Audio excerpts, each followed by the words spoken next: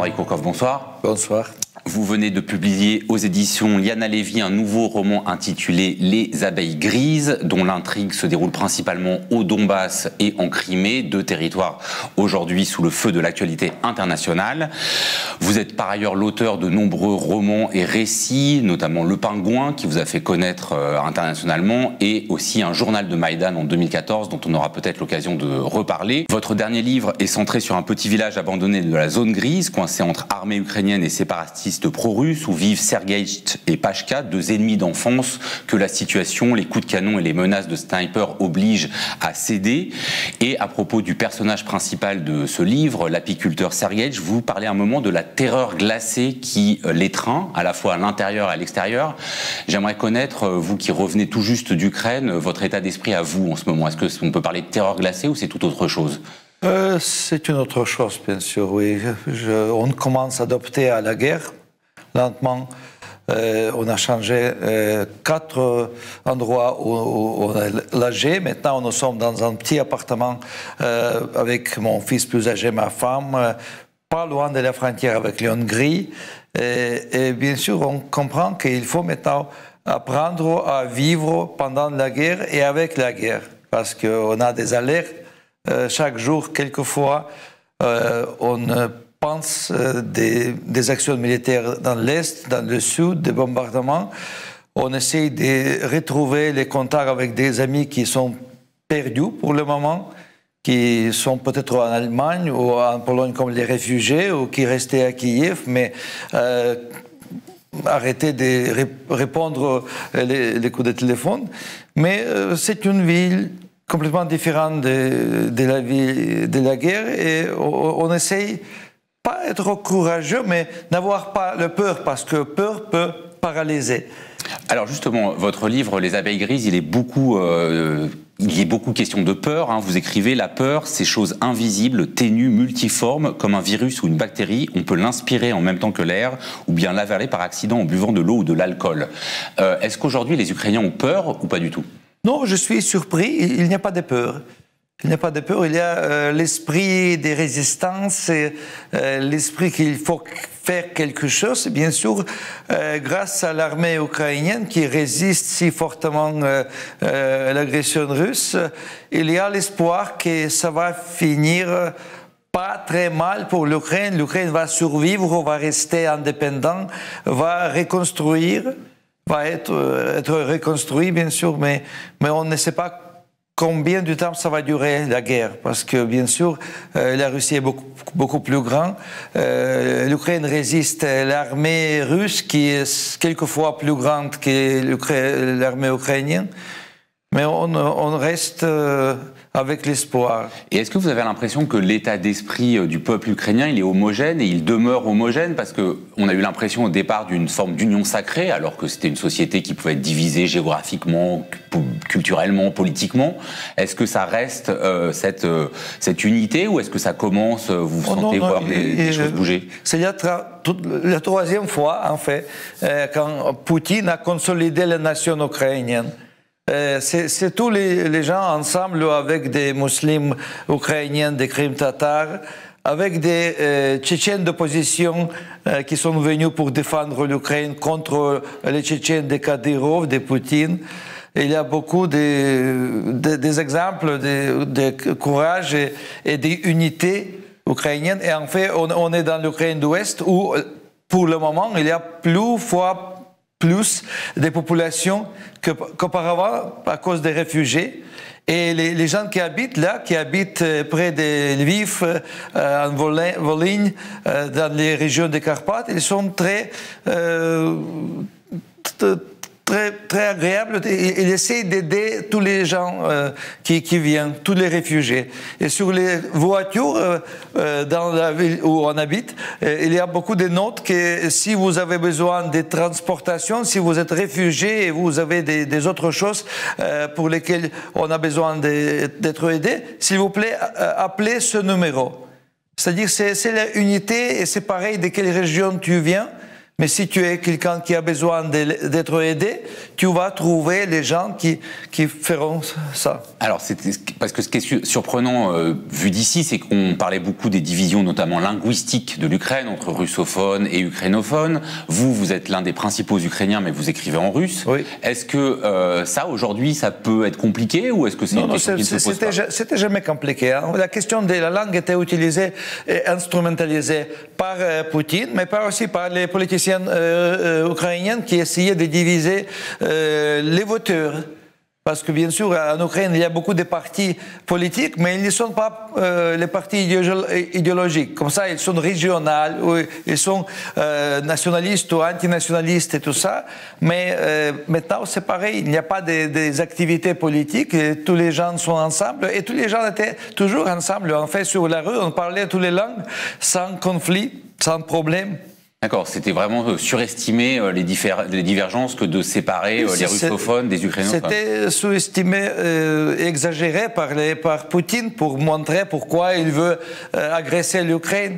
En fait, oui, il est venu, comme il a dit, qu'il est venu défendre les russophones des nationalistes, des nazis ukrainiens, mais il tuait les russophones à Mariupol parce que l'Est et le Sud d'Ukraine, c'est plutôt les régions russophones. Et la majorité des victimes, je crois, ils sont les gens qui parlent russe.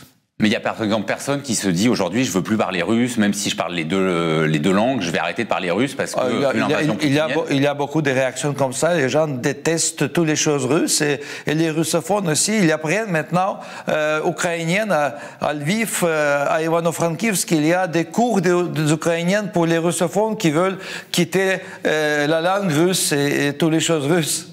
Et il y a bien sûr toujours, il y avait avant des écrivains russophones qui changeaient la langue d'écriture. Il y a plus de gens comme ça. Mais vous, ça vous vient pas à l'esprit, ça? J'ai commencé à écrire, il y a quelques années, j'ai commencé à écrire non-fiction en ukrainien, mais je reste avec les Russes pour la fiction, parce que pour la littérature, on a besoin de langue maternelle.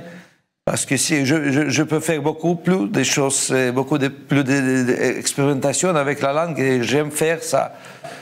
Dans une tribune récente publiée par le quotidien britannique The Guardian, vous rappeliez les noms de l'acteur de théâtre Oksana Shvets, du soliste de l'Opéra national Artem Datsishin ou encore du professeur et traducteur Alexandre Kislyuk, qui sont tous morts récemment sous le feu russe.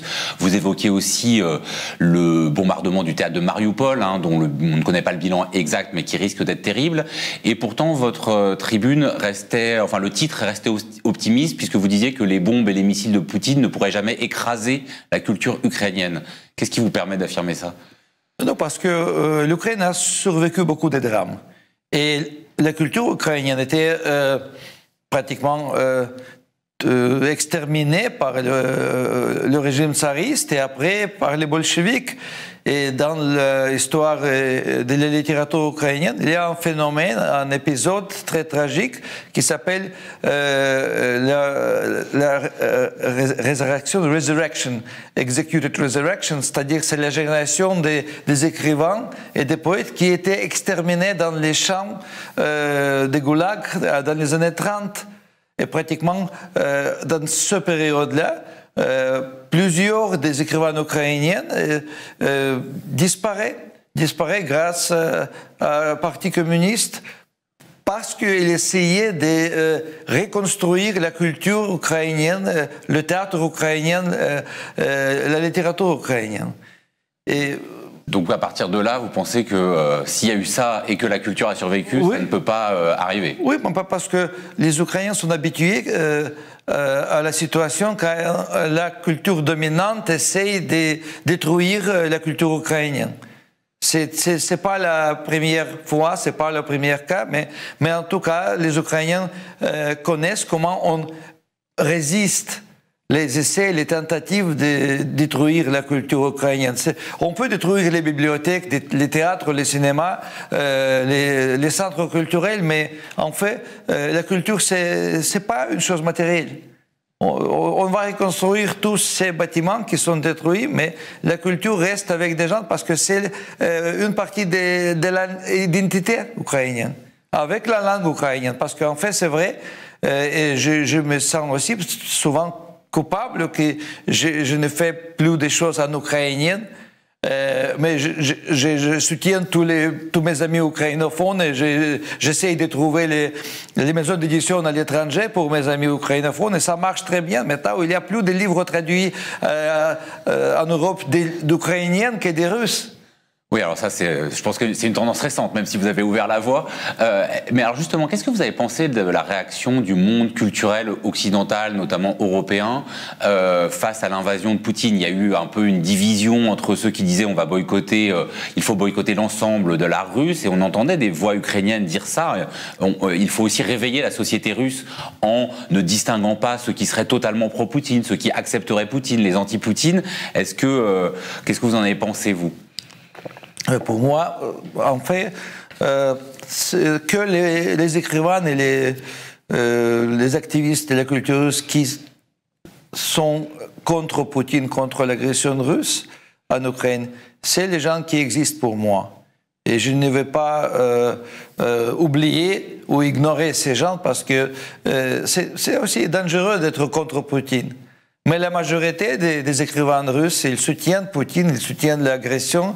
Ils ont publié une lettre ouverte dans le journal Literaturная Gazeta le 4 mars, en fait, pour soutenir l'agression contre l'Ukraine.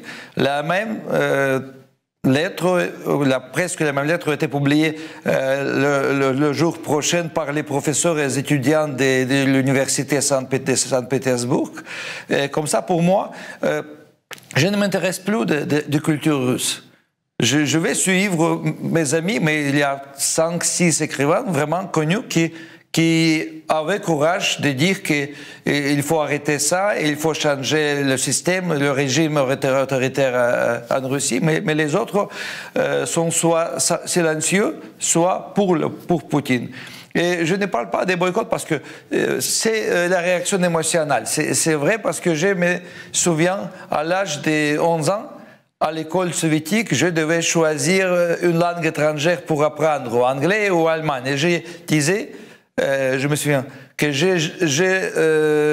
jamais apprendrai l'allemand parce que les Allemands ont tué mon grand-père. J'ai appris l'allemand à l'âge de 36 ans parce que mon éditeur suisse-allemand, Daniel Kehl, m'a demandé que j'apprends et je présente mes livres en Allemagne, en Suisse, en Allemagne et en Autriche. Et maintenant, j'ai beaucoup des amis allemands et allemanophone, ce n'est pas de problème, mais les premières 20-30 ans après la guerre, je crois, la même chose va passer en Ukraine. Et si la Russie ne change pas, cette période sera vous pensez que la culture russe va souffrir de ce que fait aujourd'hui Poutine? Poutine a détruit la culture. Et est-ce que quand même les institutions culturelles, dont, alors là on parle plutôt des musées en France, en Grande-Bretagne, mais aussi de certains festivals de musique, ont beaucoup bénéficié de l'argent russe, du soft power russe via la culture, vous trouvez que leur réaction elle est à la hauteur de ce qui se passe? En fait, c'était l'investissement dans l'image de la Russie comme une grande nation culturelle, mais cette image est morte. Bien sûr, il y aura d'argent en Russie pour essayer d'investir plus et organiser des événements et encore une fois de faire la Russie comme l'invité d'honneur des salons du livre à Paris. Mais si les Français veulent faire ça, je ne peux pas interdire. C'est pour chacun. Vous pouvez nous dire ce que vous en pensez. Est-ce qu'il faut vraiment arrêter toute collaboration? Est-ce que, évidemment, avec les autorités d'État, mais il se trouve que depuis 5-6 ans, il y a vraiment eu une politique volontariste de Poutine de passer par la culture pour donner une autre image de lui-même. Oui. Donc aujourd'hui qu'on est passé à l'image des chars, des bombardements et des meurtres à grande échelle de civils, voilà, est-ce que tout doit s'arrêter? Or aujourd'hui, tout ne s'est pas arrêté. Mais aujourd'hui, la culture russe, c'est les chars, c'est les victimes civiles, c'est les villes ukrainiennes détruites. Et pour moi, oui, je ne veux pas voir, écouter la musique russe, lire les livres des écrivains russes. Je ne veux pas. Si vous voulez, s'il vous plaît, vous habitez dans une société démocratique, Mais je pense qu'aujourd'hui, avec la culture russe, pour les Ukrainiens, c'est la même chose qui passait avec la musique de Wagner après la guerre deuxième mondiale pour les Juifs. Oui, c'était inentendable. Oui, c'est comme... c'est pas en effet arrogant, mais si, par exemple, si je vois demain ou après-demain une affiche, aussi des tableaux de Répine et Chichkine sont montrés à Louvre, oui, je serais triste parce que c'est pas le temps pour montrer la culture russe aussi si Chichkine et Répine ont rien à faire avec Poutine. Mais tout était en fait utilisé par Poutine, par la Russie d'aujourd'hui. Toute la culture russe classique était utilisée pour faire les Russes, les chauvinistes, les fascistes comme ils sont aujourd'hui. 80% des Russes soutiennent Poutine. Ils sont contents que Poutine veut make Russia great again. Et il faut arrêter ça. Et on peut arrêter ça par, en fait, les moyens aussi culturels et anticulturels.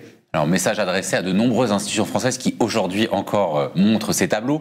Mais pour en venir à votre livre, Les abeilles grises, il se passe dans le Donbass principalement, là où d'une certaine manière la guerre actuelle a commencé. Est-ce qu'à votre avis c'est là où elle finira, au sens où récemment l'armée russe a dit qu'elle allait se reconcentrer sur ces territoires de l'Est? Je ne crois pas Poutine, je ne crois pas les généraux de l'armée russe. Il y a au moment 160 000 soldats russes à nouveau près de Voronezh assemblés pour marcher vers Kiev, vers Tchernigiv, la direction d'Ukraine.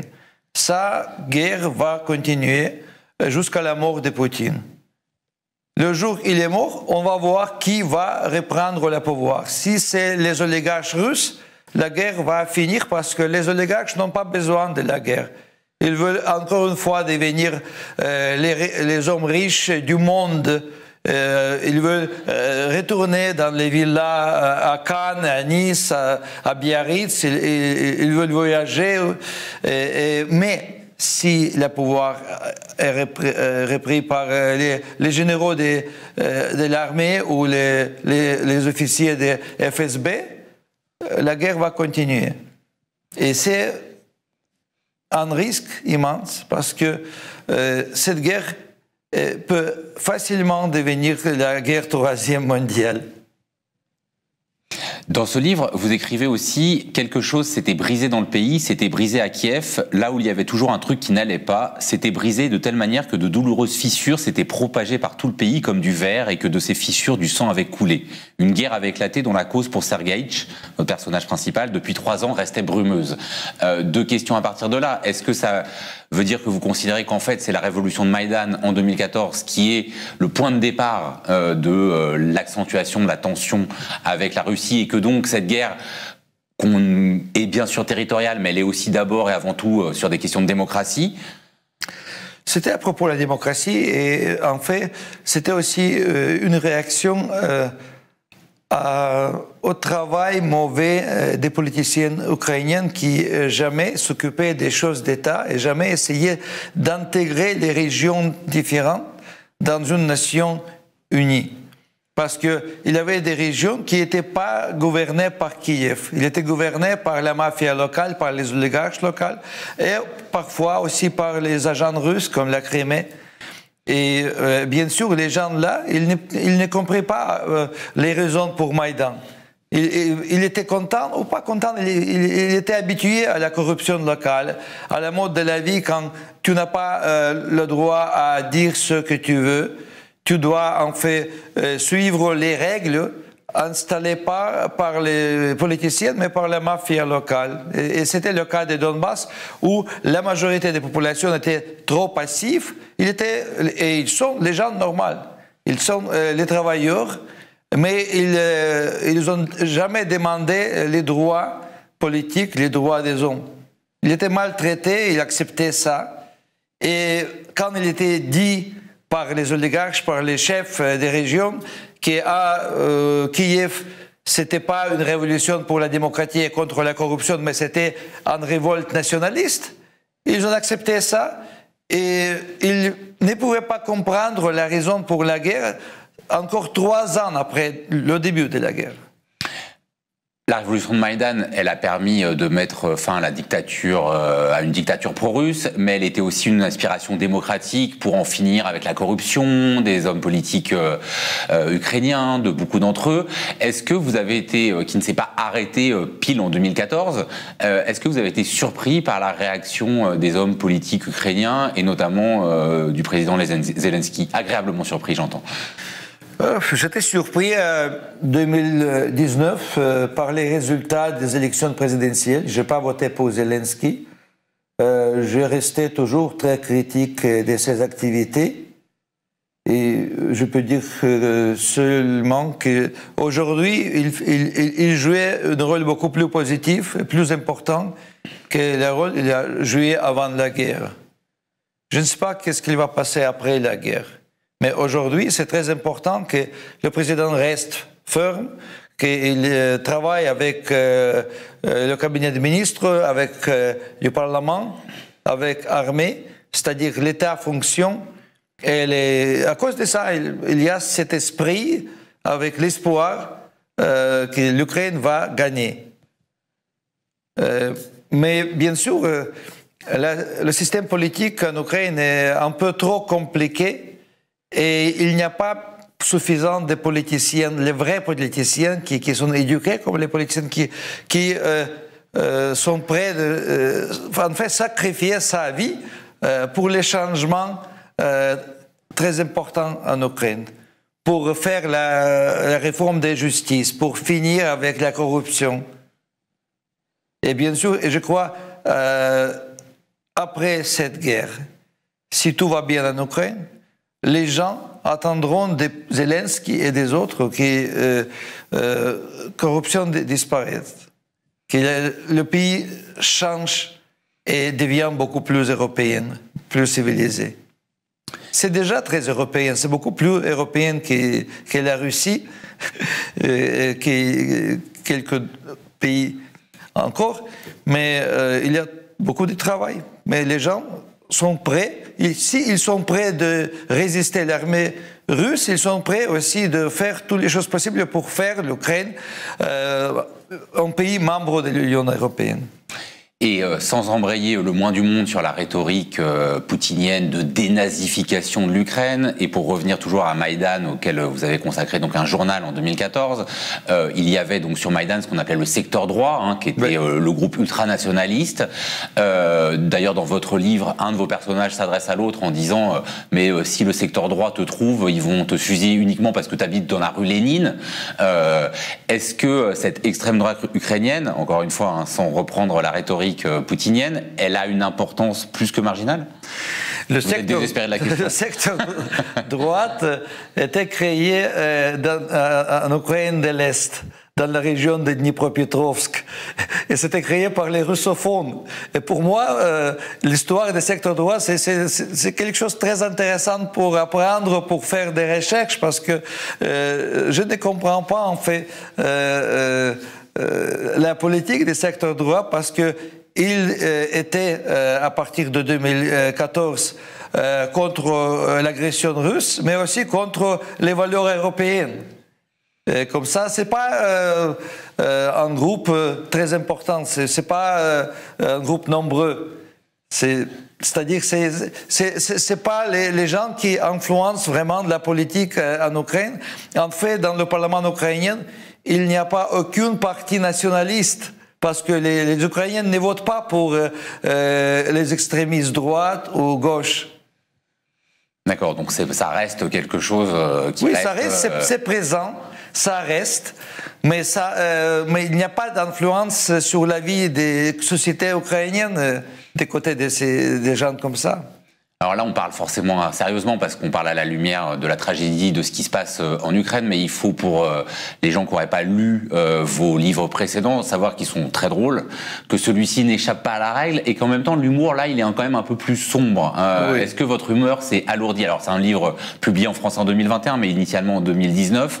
Est-ce que par rapport à, par exemple, Le Pingouin, votre humeur globale quand même, par rapport à ce qui se passe dans cette région où vous habitez? Oui, en fait, j'avais peur que j'ai j'ai perdu mon humour au début de la guerre. Mais maintenant, l'humour est revenu et il y a 3 jours, j'ai essayé d'écrire des blagues courtes et j'écris sur mon page de Facebook 2 phrases. Par exemple, s'il vous plaît, ne démonisez pas Poutine parce que les démons ne sont pas contents.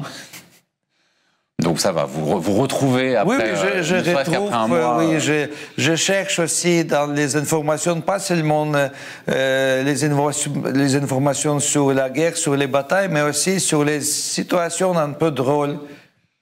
Par exemple, il y avait 8 kangourous évacués des zoos de Kharkiv, mais les volontaires qui organisaient la transportation des kangourous ne savaient pas où on peut les prendre et ils restent maintenant chez gens qui habitent dans une petite ville, dans les appartements. Il attend les instructions où on peut prendre ces kangourous. Alors, c'est quand même pas un hasard que vous parliez de kangourous, parce qu'il faut bien dire aussi pour celles et ceux qui n'auraient pas vu vos livres qu'il y a beaucoup d'animaux dedans qui accompagnent vos personnages. Le pingouin de votre premier roman, les abeilles qui accompagnent Sergueïtch aujourd'hui. On a envie de filer un peu le bestiaire. Ce seraient quoi les animaux qui seraient aujourd'hui en train d'accompagner d'une part Poutine et de l'autre Zelensky? Ouf. Le problème, c'est que peut-être je ne connais pas les mots en français, le nom de ces animaux, mais en tout cas, je peux dire en anglais que Poutine peut être accompagné que par les snakes. Les serpents. Les serpents. C'est les seuls animaux qui peuvent être près de lui, et peut-être un python va le manger.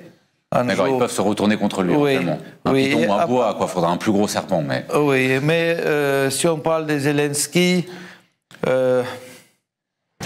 oui, peut-être une petite armée des hamsters.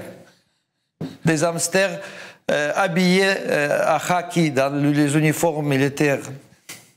On voit bien. Pourquoi est-ce que les abeilles de votre titre sont grises? En fait, il existe, mais il y a un type des abeilles qui habitent dans le Caucase, dans la Géorgie, qui s'appelle abeilles grises, parce qu'ils sont grises.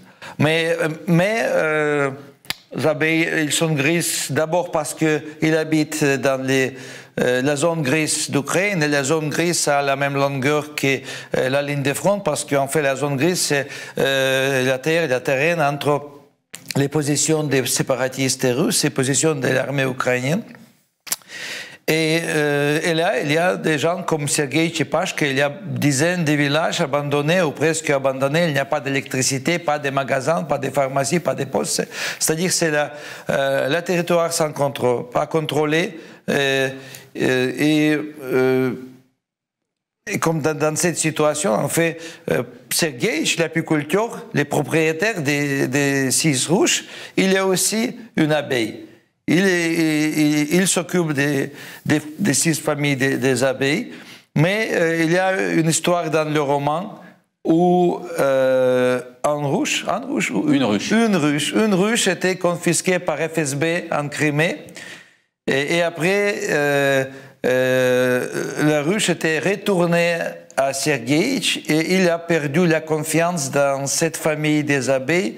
Il pense qu'ils sont devenus grises, ils ont changé de couleur et peut-être ils sont maintenant les agents des FSB. Oui, il se demande même s'il n'y aurait pas des armes chimiques qui les auraient transformées. Oui. Et une dernière question sur ces abeilles. Vous décrivez le fait qu'avant la guerre, les dignitaires du régime venaient se reposer sur les ruches de Sergueïtch, donc l'apiculteur qui est le principal personnage de votre livre, pour bénéficier des vibrations de la ruche. Vous l'avez complètement inventé ou ça existe? Oh non, ça existe. Et beaucoup de gens en fait font ça parce que je crois que ça existe depuis 20 ans déjà. Et cette mode, je pense, vient de Donbass, parce que là, il y a beaucoup des apiculteurs à Donbass. Et maintenant, on peut trouver la possibilité de loger et dormir sur les ruches partout, dans toutes les régions d'Ukraine. Vous avez essayé? Je fais ça moi-même, bien sûr, pour l'écriture. C'est très bien, c'est très bien. C'est quelque chose qui vous calme, peut vous calmer si vous avez un jour chargé et vous êtes fatigué. Et ça peut être une solution pour en finir avec la guerre, comme l'espère Sergueïtch, ou pas du tout? Pardon? Sergueïtch, à un moment, dit « J'aimerais que la guerre finisse ». Oui. Est-ce que, du coup, vous pensez à un apaisement par les abeilles? Ça pourrait... Oui, je crois que beaucoup de gens auront besoin de dormir sur les ruches après la guerre parce que vraiment la nation, la société est traumatisée et on a besoin de traiter les gens, traiter le pays, pas seulement de reconstruire les bâtiments, mais vraiment... traiter les gens. Ouais. Oui, et ce sera ma dernière question. Est-ce qu'on peut déjà penser à l'après-guerre? Vous, est-ce qu'on ne va pas faire de prospective dont on est incapable l'un et l'autre, parce que voilà, on ne peut pas savoir ce qui va se passer, mais vous voyez la fin ou une sortie de guerre à quelle échéance? Vous le chiffrez en mois, en années, ou vous ne pouvez pas répondre à cette question? Je pense maintenant peut-être que la guerre peut finir dans 2, 3, 4 mois. Mais en fait, je comprends que la guerre peut aussi continuer jusqu'à l'hiver. Et en hiver, c'est une autre histoire, parce que en hiver, c'est beaucoup plus dur. Aussi dur pour les soldats russes, parce qu'il y a maintenant 17, 18 000 de soldats russes tués.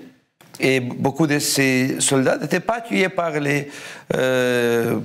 l'artillerie, par les carabines. Ils étaient tués par la froid pendant la nuit parce qu'il s'est perdu dans les forêts ukrainiennes et ne pouvait pas trouver un endroit avec chauffage. Oui, d'ailleurs, votre livre s'ouvre sur l'image d'un cadavre dans la neige. Oui. Merci beaucoup, Andrei Kourkov, d'être venu dans notre studio de Mediapart. Les abeilles grises, c'est publié aux éditions Liana Levy. Merci à vous. Merci à vous. Bon retour en Ukraine.